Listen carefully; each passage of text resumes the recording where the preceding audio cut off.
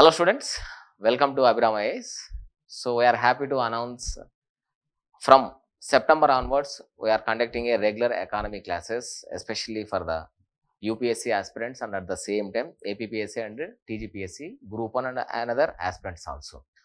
So ఈ program యొక్క main intention ఏంటంటే the major issues especially when it comes to economy majority of the students what they felt is basic terms understand చేసుకోకపోవడం and at the same time questions ఏ విధంగా frame చేస్తున్నారు whether it comes to ప్రిలిమ్స్లో కావచ్చు లేదా మెయిన్స్లో కావచ్చు.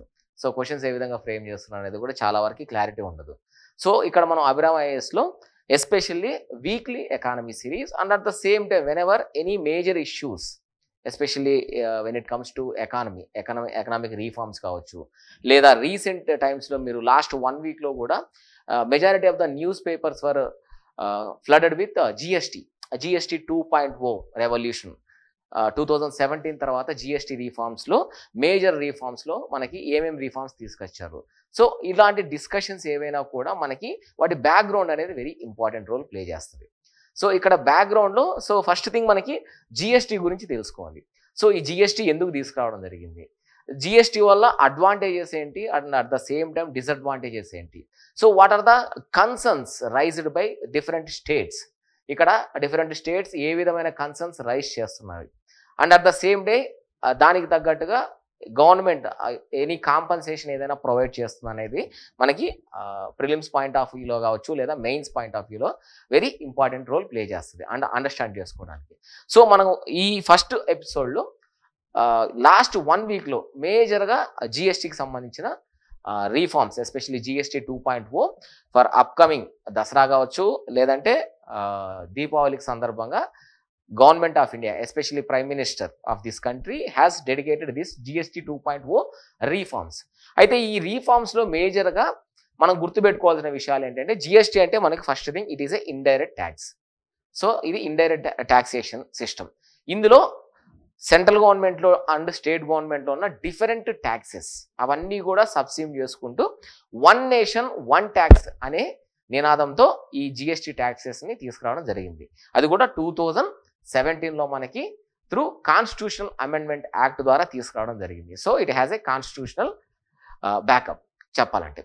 And second one it is a destination based tax. అంటే మీరు ఎక్కడైతే గూడ్స్ అండ్ సర్వీసెస్ మీరు ప్రొడ్యూస్ చేస్తున్న ఏరియాను irrespective of your producing area whether it should be from Tamil Nadu or Kerala or any southern state, ఎక్కడైతే కన్జంప్షన్ జరుగుతుందో let suppose these goods and services will be consumed in let suppose Maharashtra అనుకుందాం లేదా తెలంగాణ అనుకుందాం లేదా ఆంధ్రప్రదేశ్లో అనుకుందాం, మీరు ఇక్కడ పే చేస్తారు. అంటే డెస్టినేషన్ అంటే కన్జంప్షన్ ఎక్కడ జరుగుతుందో కన్జంప్షన్ బేస్ చేసుకొని ఈ ట్యాక్సేషన్ అనేది ఉంటుంది. ఇందులో మేజర్గా మనకి సెంట్రల్ గవర్నమెంట్ కాంపోనెంట్ ఉంటుంది, at the same time state government component, అలాగే ఇంటిగ్రేటెడ్ అంటే ఇంట్రా స్టేట్ అంటే ఒక స్టేట్ నుంచి ఇంకొక స్టేట్కి ట్రావెల్ అయ్యే గూడ్స్ అనేటివి ఇంట్రా స్టేట్ కింద కన్సిడర్ అయినప్పుడు ఇవి కూడా కన్సిడర్ చేస్తారు. So these are the major 3 components.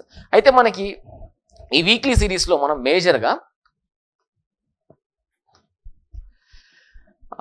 GST council, ఈ జిఎస్టీ కౌన్సిల్ అనేది కూడా మనకి ఒక constitutional body which is headed by finance minister and at the same time different ministries and at the same time states representatives కూడా ఇందులో body compose అయి ఉంటుంది. అయితే ఇక్కడ మనకి మేజర్గా వీళ్ళు తీసుకొచ్చిన రీఫార్మ్స్లో 2 స్లాబ్ స్ట్రక్చర్ తీసుకొచ్చారు. సో మీరు రీసెంట్గా న్యూస్లో ఫాలో అవుతుంటే జిఎస్టీ స్ట్రక్చర్ అంటే GST one nation one tax అని చెప్తున్నారు. At the same time it has multiple taxes, multiple slabs అని కూడా మనం వింటూ ఉంటాం. Weather it should be from opposition parties కావచ్చు లేదంటే పొలిటికల్ డిబేట్స్లో కావచ్చు లేదా న్యూస్ అనాలిసిస్లో కావచ్చు. సో ఇటువంటి డిబేట్స్లో మనం వన్ నేషన్ వన్ ట్యాక్స్ అన్నప్పుడు యూనిఫామ్గా వన్ నేషన్లో ఒక ట్యాక్స్ మాత్రమే ఉండాలి. But what about these 5 taxes అంటే apart from your 0 taxes 5% taxation, 12%, 18% and 28%. ఇవి కాకుండా apart from these especially when it comes to 28% taxation దాని మీద మళ్ళీ మనకు సెస్ అనేది కూడా ఇంపోజ్ చేసేవారు. ఈ 28% ఏంటంటే సమ్ టైమ్స్ మన దగ్గర let suppose high and luxury goods ఉన్నాయనుకోండి, అంటే కాస్ట్లీ లెట్ సపోజ్ ఆటోమొబైల్స్ కావచ్చు లేదా కాస్ట్లీ వాచెస్ కావచ్చు లేదా కాస్ట్లీ ఎలక్ట్రానిక్స్ కావచ్చు. అట్ ద సేమ్ టైం ఎన్విరాన్మెంట్కి నెగిటివ్గా అంటే నెగిటివ్ ఎక్స్టర్నాలిటీస్ కల్పించే సిన్ గూడ్స్ అనుకుందాం. లెట్ సపోజ్ టొబాకో కావచ్చు, లేదా టొబాకో సంబంధించిన అదర్ సబ్స్టిట్యూట్స్ కావచ్చు. వీటన్నిటికి వల్ల జనరల్గా పీపుల్స్ యొక్క హెల్త్ అనేది డిస్టర్బ్ అవుతుంది. అట్ ద సేమ్ టైం గవర్నమెంట్కి కూడా ఇన్ ఏ లాంగ్ రన్ ఈ పీపుల్స్ యొక్క వెల్ఫేర్ చూసుకోవడానికి కావాల్సిన బెనిఫిట్స్ అన్ని ప్రొవైడ్ చేయడానికి లాంగ్ రన్లో గవర్నమెంట్కి కూడా ఎఫెక్ట్ అనేది ఉంటుంది. సో వీటి మీద ఎక్కువగా ట్యాక్సెస్ని ఇంపోజ్ చేయడం జరుగుతుంది. సో అందుకని జిఎస్టీ కౌన్సిల్ ఏం చేసిందంటే ఫర్ ద 56th మీటింగ్లో 2 slab GST structure, only 2 slabs మాత్రమే జిఎస్టీ స్ట్రక్చర్లో తీసుకురావడం జరిగింది. అది కూడా మీరు సింపుల్గా గుర్తుపెట్టుకోవాలంటే ఈ 2 స్లాబ్ స్ట్రక్చర్స్ కూడా 5% ఒకటి, 18% ఒకటి, ఇవి 2 గుర్తుపెట్టుకోవచ్చు. ఎందుకంటే ఆల్రెడీ మన దగ్గర ఉన్న ఎగ్జిస్టింగ్ సెక్షన్లో 5 ఉంది, 12 ఉంది, 18 ఉంది, 28 ఉంది. సో ఈ రిమైనింగ్ ఈ 5 తర్వాత మనకి ఉన్న 12% కావచ్చు అండ్ 28% కావచ్చు. ఈ 28%ని 40% చేశారు. అంటే ఇది non merit list or luxury goods అని కూడా పిలవచ్చు. అంటే ఈ సిన్ గూడ్స్ ఏవైతే ఉన్నాయో వాటి మీద 40% టాక్సేషన్ తీసుకుంటారు. అండ్ రిమైనింగ్ ఈ 5% అండ్ 18%లోనే మెజారిటీ ఆఫ్ ద గూడ్స్ అంటే మనకు రెగ్యులర్గా లో ఇన్కమ్ హౌస్ హోల్డ్స్ కానీ లేదంటే మిడిల్ ఇన్కమ్ హౌస్ హోల్డ్స్కి కానీ రెగ్యులర్గా యూసేజ్ ఉన్న ప్రతి ప్రోడక్ట్ కూడా ఈ బ్రాకెట్లోనే ఉండేట్టుగా ఈ 2 స్లాబ్స్ని తీసుకురావడం జరిగింది. అయితే ఇక్కడ మీరు గుర్తుపెట్టుకోవాల్సింది ఏంటంటే అన్ని ట్యాక్సెస్ సబ్సిడీ అయ్యాయా, ఇంకా అవి కాకుండా ట్యాక్సెస్ ఏమైనా out side of this GST అంబిట్లో కూడా ఉన్నాయని డౌట్ రావచ్చు. సో ఇక్కడ మీరు గుర్తుపెట్టుకోవాల్సిన విషయం ఏంటంటే బేసిక్ కస్టమ్స్ డ్యూటీ BCD, మీరు ఏదైనా ప్రోడక్ట్స్ వేరే కంట్రీస్ నుంచి ఇంపోర్ట్ చేసుకుంటున్నారు అనుకోండి, బేసిక్ కస్టమ్స్ డ్యూటీ అనేది మీరు పే చేయాల్సి వస్తుంది. సో అది నీకు జిఎస్టీ అవుట్ సైడ్ ఉంటుంది. మోటార్ వెహికల్స్ ట్యాక్స్, అలాగే స్టాంప్ డ్యూటీ అనేది రెగ్యులర్గా ఈచ్ అండ్ ఎవ్రీ స్టేట్లో it is one of the revenue source for state governments. ఇవి కూడా మనకి జిఎస్టీలో ఉండవు. అలాగే excise duty on liquor and petroleum, liquor sales గాను లేదంటే పెట్రోలియం ప్రోడక్ట్స్ మీద కానీ ఎక్సైజ్ డ్యూటీ అనేది ఇంపోజ్ చేస్తారు. ఇవి కూడా మనకి జిఎస్టీ అంబిట్లో ఉండవు. అలాగే value added tax on petroleum and tobacco, ఈ ప్రోడక్ట్స్ ఏవైతే ఉన్నాయో పెట్రోలియం అండ్ టొబాకో ప్రోడక్ట్స్ వాటిని బేస్ చేసుకొని తయారు చేసే ప్రతి ప్రోడక్ట్స్ మీద అంటే వాల్యూ అడిషన్ అంటే గ్రాస్ వాల్యూ అడిషన్ ఏదైతే చేస్తున్నామో ఈ ప్రోడక్ట్స్ని బేస్ చేసుకుని వాటి మీద కూడా మనకి జిఎస్టీ అనేది లేదు. అలాగే anti dumping duty, let suppose China నుంచి మన దగ్గర ప్రోడక్ట్స్ చైనా మార్కెట్ కంటే తక్కువ ప్రైస్కి ఇండియన్ మార్కెట్లో మనకి డంప్ చేస్తున్నారు అనుకోండి, అటువంటి టైంలో ఏం చేస్తారంటే government especially directorate general of foreign trade DGFT అనేది రికమెండ్ చేస్తుంది. అంటే ఇండియాలో ప్రోడక్ట్స్ చైనాలో వాళ్ళ హోమ్ కంట్రీస్ కంటే కూడా ప్రోడక్ట్స్ కంటే చాలా తక్కువ రేట్లో ఇండియాలో డొమెస్టిక్ మార్కెట్లో ఫ్లడ్ అవుతున్నాయి. సో దట్ మన డొమెస్టిక్ ఇండస్ట్రీస్ అనేటివి ఎఫెక్ట్ అవుతాయి, డొమెస్టిక్ మ్యానుఫ్యాక్చరింగ్ క్యాపబిలిటీస్ అనేది ఎఫెక్ట్ అవుతాయి. సో మన ఎంప్లాయ్మెంట్ జనరేషన్ కూడా ఇక్కడ మనకి ఎఫెక్ట్ అవుతుందన్న ఉద్దేశంలో DGFT ఏం చేస్తుంది అంటే రికమెండ్ చేస్తుంది, జస్ట్ రికమెండ్ చేస్తుంది ఈ బాడీ.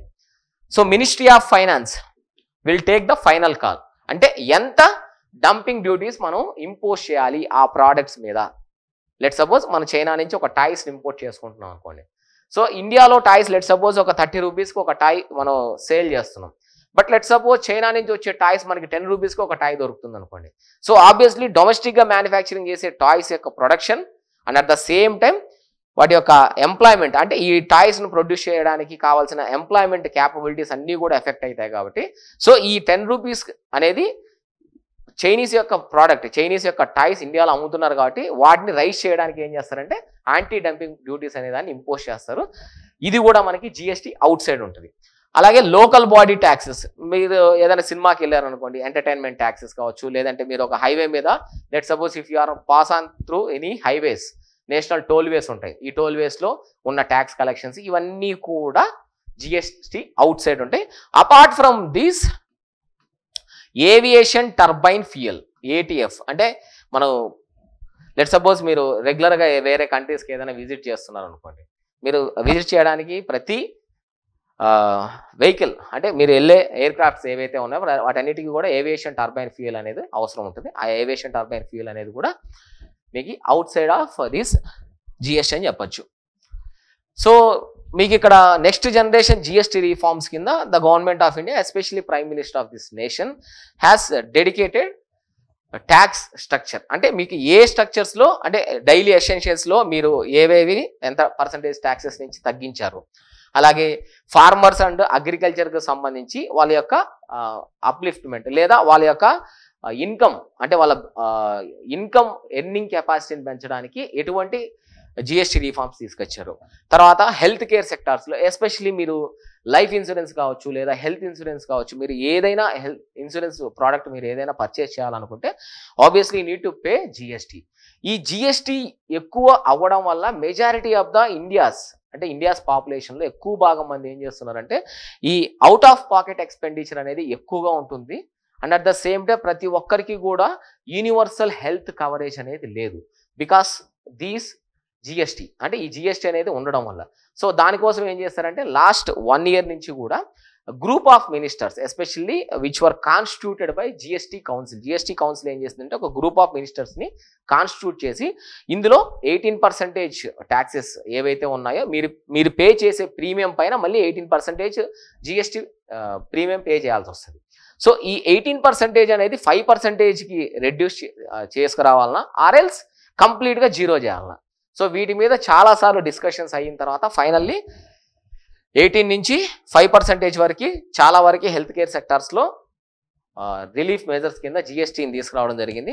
అలాగే ఆటోమొబైల్ సెక్టార్స్ ఎస్పెషల్లీ ఆటోమొబైల్ సెక్టార్స్లో మీకు 3 wheelers కావచ్చు లేదంటే మోటార్ సైకిల్స్ కావచ్చు, అంటే ఇక్కడ బేస్డ్ ఆన్ సీసీ మీ బండి యొక్క సీసీ వాల్యూని బేస్ చేసుకొని కూడా మీరు జిఎస్టీ కాంపోనెంట్ ఎంత పే చేస్తారు అనేది కూడా ఇక్కడ చూడవచ్చు. మీరు అఫోర్డబుల్ ఎడ్యుకేషన్స్లో మీకు రెగ్యులర్గా మీ ఎడ్యుకేషన్ సెక్టార్కి సంబంధించి 12% నుంచి ఆల్మోస్ట్ అన్నీ కూడా మనకి నిల్ అంటే 0% లేక ఎడ్యుకేషన్ సెక్టార్లో ఉన్న ప్రతి ఐటమ్ను కూడా తీసుకురావడం జరిగింది.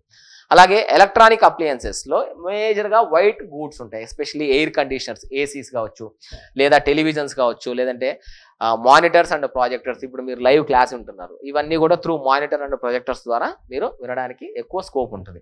అలాగే డిష్ వాషింగ్ మిషన్స్ ఇవన్నీ కూడా మీకు ఆల్రెడీ ఎగ్జిస్టింగ్ 28% ఉండేది అన్నీ కూడా 18% తీసుకొచ్చారు, అంటే 10% రెడ్యూస్ చేశారు జిఎస్టీ అనేది.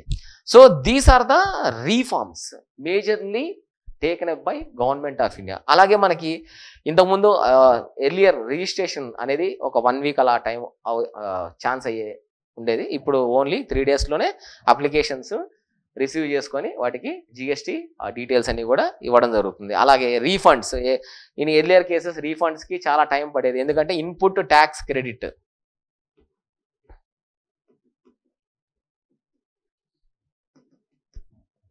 దీన్ని బేస్ చేసుకొని రీఫండ్స్ అనేది క్లెయిమ్ చేసేవారు. ఈ రీఫండ్ కూడా కంప్లీట్గా డిజిటల్ అవ్వడం వల్ల చాలా వరకు కూడా రీఫండ్ ప్రాసెస్ అనేది ఈజీగా అయిందని చెప్పొచ్చు. సో ఇక్కడ జిఎస్టీ కౌన్సిల్ అనేది it is a member committee. So what was the major purpose? Modify అంటే జిఎస్టీలో ఏవైనా ట్యాక్స్ స్లాబ్స్ని మోడిఫై చేయాలంటే that will taken up by GST council. అలాగే reconcile or procure any law, వీటికి సంబంధించి ఏదైనా కొత్తగా ఒక లాని తీసుకురావాలన్నా కూడా జిఎస్టీ కౌన్సిల్ అనేది it has a representation and regulation based on the context of goods and services tax in India. ఇండియాలో జిఎస్టీకి సంబంధించి ఏదైనా రెగ్యులేషన్స్ తీసుకురావాలన్నా కూడా జిఎస్టీ కౌన్సిల్ అనేది తీసుకొస్తుంది. It is created under article 279A. So article 279A కింద జిఎస్టీ కౌన్సిల్ అనే దాన్ని క్రియేట్ చేశారు. ఇది మనకి union finance minister, the council is headed by union finance minister who is assisted by finance ministers of the all states of India. ఇండియాలో అన్ని states కూడా ఉన్న వాళ్ళ రిప్రజెంటేటివ్ ఎస్పెషల్లీ మినిస్ట్రీ ఆఫ్ ఫైనాన్స్కి సంబంధించి వీళ్ళందరూ కూడా రిప్రజెంటేటివ్ బాడీలో ఉంటారు. అయితే GST council is the key decision making body that will take all important decisions regarding the GST. జిఎస్టీకి సంబంధించిన each and every decisions will be taken up by GST council and it dictates tax rate ఎంత ఉండాలి. At the same time tax exemptions, వేరే goods and సర్వీసెస్కి tax exemption అనేది ఇవ్వచ్చు. అలాగే due date of forms అంటే డ్యూ డేట్కి సంబంధించిన ఫార్మ్స్ వాటికి సంబంధించిన రెగ్యులేషన్స్ కావచ్చు, లేదంటే ట్యాక్స్ లాస్ ఇండియాలో ఉన్న ట్యాక్స్ లాస్ ఎస్పెషల్లీ జిఎస్టీకి అంటే ఇండైరెక్ట్ ట్యాక్స్కి సంబంధించిన ట్యాక్స్ లాస్కి సంబంధించి ట్యాక్స్ డెడ్ లైన్స్ కావచ్చు.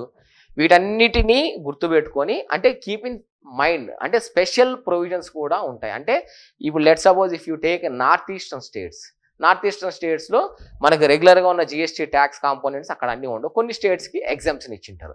సో ఇవన్నీ డెసిషన్స్ ఎవరు తీసుకుంటారు? జిఎస్టీ కౌన్సిల్ అనేది తీసుకుంటుంది. అయితే ఇక్కడ what are the key concerns of states? States యొక్క కీ కన్సర్న్ ఏంటి? ఇక్కడ స్టేట్స్ యొక్క కీ కన్సర్న్ ఎందుకు మనం అబ్జర్వ్ చేయాలంటే, majority of the states who are producing, who are manufacturing goods in their respective states, they are obviously lost the revenue because of GST. So ఈ states యొక్క revenues అన్నీ కూడా అన్నీ subsidy చేసుకోవడం వల్ల, అంటే ఇండైరెక్ట్ ట్యాక్సెస్, స్టేట్లో ఉన్న ఇండైరెక్ట్ ట్యాక్సెస్ అన్నీ కూడా సబ్సిడీ చేసుకోవడం వల్ల ఇది ఓన్లీ డెస్టినేషన్ బేస్డ్ ట్యాక్స్, అంటే కన్జంప్షన్ ఎక్కడైతే జరుగుతుందో అక్కడ మాత్రమే ట్యాక్స్ అప్లికబిలిటీ ఉంటుంది. So what about the manufacturing states? Let suppose Tamil Nadu ఉంది, లేదా ఆంధ్రప్రదేశ్ ఉంది, లేదా తెలంగాణ ఉంది. తెలంగాణ గవర్నమెంట్లో డిఫరెంట్ టైప్స్ ఆఫ్ ఇండస్ట్రీస్ ఉన్నాయి. ఈ ఇండస్ట్రీస్ నుంచి ప్రొడ్యూస్ అయిన ప్రతి గూడ్ లెట్ సపోజ్ ఢిల్లీలోనో మహారాష్ట్రలోనో ఎక్కడో కన్జంప్షన్ అవుతుంది అనుకోండి, మీరు అక్కడ పే చేస్తున్నారు taxes. Then what about the losses foregone by these states? So the states అనేటివి రెవెన్యూ లాసెస్ అనేది one of the major component. అందుకే మనకి జిఎస్టీ స్టార్ట్ చేసిన 2017 ఆ టైంలోనే ఒక 5 years మనకి కాంపన్సేషన్ క్లాస్ ఇచ్చారు. అంటే స్టేట్స్ ఏవైతే రెవెన్యూ నెట్ లాస్ జరుగుతుందో because of this GST adoption, వాళ్ళందరికీ కూడా 5 years వరకు రెవెన్యూ కాంపన్సేషన్ ఇస్తాం. అంటే అది ఏ విధంగా ఇస్తారు? ఇప్పుడు మనకి ఎర్లియర్ కేసెస్లో 28% of GST on sin goods ఉండేది, వాటి మీద మళ్ళీ మనకి సెస్ అనేది ఇంపోజ్ చేస్తారు, అంటే అడిషనల్ ట్యాక్స్. ఈ సెస్ అనేది ఒక డివిజిబుల్ పూల్లో కన్సిడర్ చేస్తే ఒక్కొక్క స్టేట్ నుంచి ఎంత కన్సిడర్, అంటే ఎంత జిఎస్టీ కలెక్ట్ అవుతుందో దాన్ని బేస్ చేసుకొని ఆ సెస్ నుంచి వాళ్ళకి ట్యాక్సెస్ అనేది రిలీవ్ అయ్యేవి. బట్ ఇప్పుడున్న జిఎస్టీ 2.0లో ఈ సెస్కి సంబంధించిన కంప్లీట్ డివిజిబుల్ పూల్ ఆఫ్ ట్యాక్సెస్లో ప్రతిదీ కూడా సెంట్రల్ గవర్నమెంట్ కంట్రోల్లోనే ఉంది. అంటే స్టేట్స్కి ఇవ్వాల్సిన నెసెసిటీ ఏం లేదు. So as per GST 2.0, so that is the biggest concern. Earlier కేసెస్లో మనకి 5 years నెట్ రెవెన్యూ లాస్ కింద 5 years కాంపన్సేషన్ ఇచ్చేవాళ్ళు స్టేట్ గవర్నమెంట్కి, but this time that doesn't happen.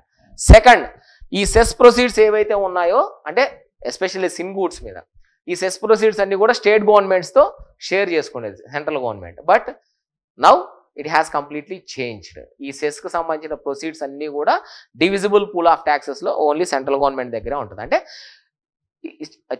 సింపుల్గా చెప్పాలంటే whims and fancies of central government. Central గవర్నమెంట్కి సంబంధించి వాళ్ళకి ఫేవరబుల్గా ఉంటేనో లేదంటే వాళ్ళకి నాన్ ఫేవరబుల్గా ఉంటేనో వాళ్ళకి, అంటే వాళ్ళ విమ్స్ అండ్ ఫ్యాన్సీస్ని బేస్ చేసుకొని ఈ ప్రొసీడ్స్ని ఇవ్వడం జరుగుతుంది. Erosion of physical federalism. Already majority of the states, if you look at southern states, especially southern స్టేట్స్లో one of the biggest problem with this type of physical federalism ఏంటంటే horizontal and vertical devolution of taxes ఏవైతే ఉన్నాయో ఇవన్నీ కూడా కరెక్ట్గా central government నుంచి as per finance commission recommendations base చేసుకొని రావట్లేదు. అండ్ ఏదైనా కూడా సెంట్రల్ గవర్నమెంట్ స్పాన్సర్ చేసే స్కీమ్స్, లెట్ సపోజ్ ఏదైనా ఒక ఎడ్యుకేషన్ స్కీమ్ ఉందనుకోండి, లేదా ఒక హెల్త్ సెక్టర్ స్కీమ్ ఉంది, central government component at the same time state government component ఉందనుకోండి. సో సెంట్రల్ గవర్నమెంట్లో ఉన్న కాంపోనెంట్, స్టేట్ గవర్నమెంట్లో ఉన్న కాంపోనెంట్ రెండు సప్లిమెంట్ అవుతానే నీకు 100% ఆ ఫండ్ లెట్ సపోజ్ ఒక ఎడ్యుకేషన్కో లేదంటే ఒక హెల్త్ సెక్టార్కో రిసీవ్ అవుతుంది.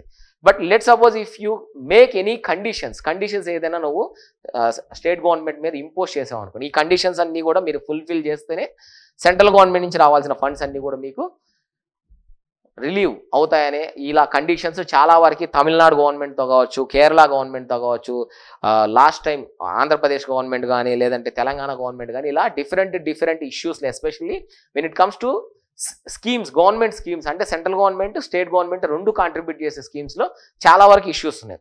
So that is one of the major erosion of physical federalism అని కూడా చెప్పచ్చు. అయితే ఇక్కడ స్టేట్స్ డిమాండ్, ఆ స్టేట్స్ అన్ని కూడా what are they expecting from this GST 2.0? So compensation guarantee. So first thing మాకు కాంపన్సేషన్ గ్యారంటీ కావాలి.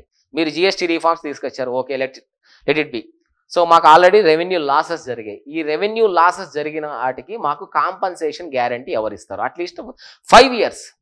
వాళ్ళు అడిగేది కూడా GST revenue protection for 5 more years. ఇంకొక 5 years మాకి జిఎస్టీ రెవెన్యూ ప్రొటెక్షన్ ఇవ్వండి. దట్ టు ఫ్రమ్ 2024-25 అనేది ఒక బేస్ ఇయర్ తీసుకుంటే నెక్స్ట్ 5 years, లెట్స్ సే 2030 వరకు అనుకుందాం. 2030 వరకు 2025 బేస్ ఇయర్ని బేస్ చేసుకొని ఒక 5 years మాకి రెవెన్యూ కాంపన్సేషన్ ఇవ్వండి. That is the first demand from state governments. Second, cess sharing.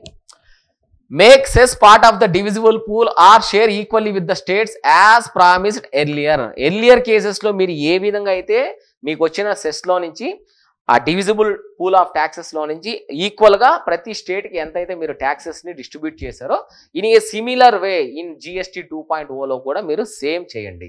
So that ఈ సెస్ షేరింగ్ అనేది కూడా ఈక్విటబుల్గా ఉంటుంది ఈచ్ అండ్ ఎవ్రీ స్టేట్కి. So that they can't feel any further burden, especially revenue loss సంబంధించి. Sin goods levy imposes additional levies on luxury or sin goods with revenues following to states. ఇక్కడ sin గూడ్స్లో especially if you take alcohol products కావచ్చు, లేదంటే tobacco products కావచ్చు, cigars కావచ్చు, లేదంటే వాటి సబ్స్టిట్యూట్స్కి సంబంధించినవి. సో ఇది ఆల్రెడీ 40% ట్యాక్స్ ఉంది యాజ్ పర్ ప్రజెంట్ 2.0 ప్రకారం. వాటి మీద మళ్ళీ సెస్ ఇంపోజ్ చేస్తే ఆ సెస్ కాంపోనెంట్ ఎంతైతే మీరు కలెక్ట్ చేస్తున్నారో ఇవన్నీ యాజ్ ఇట్ ఈజ్గా స్టేట్ గవర్నమెంట్కి ఇవ్వండి అని స్టేట్ గవర్నమెంట్స్ యొక్క డిమాండ్. Next, rolling average formula. Calculate compensation using a 3-year average in line with GST council presidents. So last 3 yearsలో స్టేట్స్కి రెవెన్యూ లాస్ ఎంత అయింది యావరేజ్ కన్సిడర్ చేసి ఆ యావరేజ్ని బేస్ చేసుకొని మీరు ఈ GST రెవెన్యూ కాంపన్సేషన్ గ్యారంటీ ఏదైతే ఉందో దాన్ని ఇంప్లిమెంట్ చేయండి. సింపుల్గా యావరేజ్ ఫార్ములాని బేస్ చేసుకొని లాస్ట్ 3 yearsలో ఒక స్టేట్ గవర్నమెంట్ ఎంత లాస్ అయింది because of this GST introduction in their states. So వాటిని బేస్ చేసుకొని క్యాలిక్యులేట్ చేయండి. Next one, allow states to borrowing against future GST revenues to cover deficits as permitted during the pandemic. So during pandemic టైమ్స్లో అప్పటికి already GST compensation class ఉంది. కొన్ని states ఏమో they have willingly adopted, అంటే anyway central government is paying us.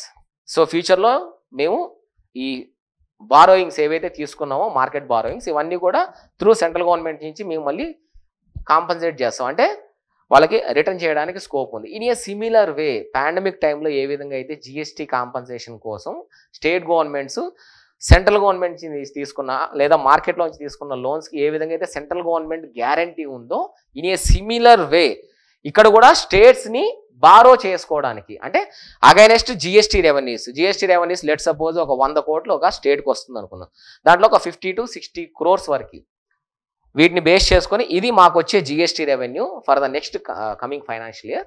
So that మేము మార్కెట్లో ఒక 50 to 60 crores వరకు మేము రైజ్ చేసుకునే రైట్స్ మాకు ఇవ్వండి అని కూడా స్టేట్ గవర్నమెంట్స్ అడుగుతున్నాయి. So these are the valid areas where the state governments are requesting central government for the easy and smooth implementation of GST also. So this is the discussion for this week's GST 2.4 revolution. So and moreover ఈ GSTకి సంబంధించి so we cannot guarantee ఇక్కడ మనకి ఈ daily essentials కావచ్చు, లేదంటే farmers కావచ్చు, లేదా health care sectors కావచ్చు, ఆటోమొబైల్స్లో కావచ్చు, ఇక్కడ ఇచ్చిన నెక్స్ట్ జనరేషన్ GST రీఫార్మ్స్ అన్నీ కూడా ఎంతవరకు అంటే positive effect especially on population, అంటే lower and middle income population మీద ఏ విధంగా ఈ ఎఫెక్ట్ అనేది ఉంటుంది అనేది we can see in the future. So as of now అయితే these are the reforms that were taken up by government of India. So that is the discussion for this week's economy. And next week economy lo inka marikonni interesting topics meeda already we have lined up another 4 to 5 important areas lo kuda discussions next week lo manam malli discuss cheskundam. Thank you for watching class. If you really like the classes, like the videos and subscribe to Abhiram IAS Academy channel, and who are preparing for these competitive examinations, you can always feel free to share with them these videos if you are found these videos are very useful. Thank you.